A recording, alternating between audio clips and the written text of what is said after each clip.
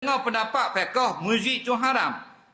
Jadi macam mana muzik nasyid, hadrah, qasidah dan menggunakan alat muzik dalam persembahan? Dia kata ada dalam fiqh muzik itu haram. Yang betulnya ada 3 pendapat. 2 pendapat yang ramai. Pendapat yang pertama, semua muzik haram belaka. Jadi ada asatizah, tutup guru yang pakai pendapat itu terserah kepada dia. Itu juga pandangan fuqaha. Ada fuqaha berpendapat gitu. Semua muzik haram belaka.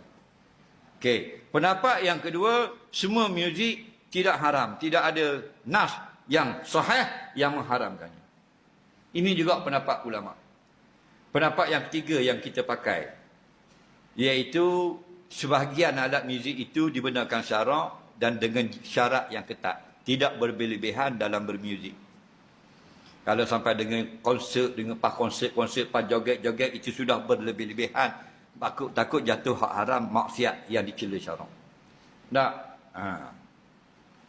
Jadi, ada dalam bab alat, ada yang mengharamkan alat bertali. Ada yang mengatakan makruh saja. Ada yang mengatakan setengah gendang harus pada syarak, setengah gendang tidak harus pada syarak. Kalau gendang itu tidak digunakan oleh kafir dalam percayaan agama, harus pada syarak. Kalau gendang itu digunakan oleh kafir dalam perayaan agama, haram pada syarak. Sampai gitu perincian ulama. Tak?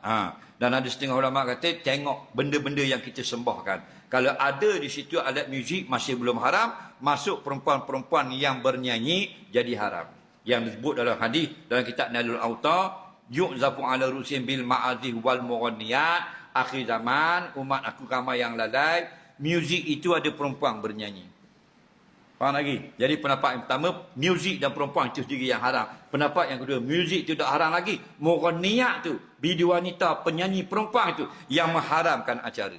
Jadi benda ni ada khilaf. Jadi siapa yang masih dalam arena muzik, yang ni sedikit-sedikit ambil satu pandangan Imam Syafi'i, berlebih-lebihan, melampau-lampau dalam muzik itu boleh mematikan hati.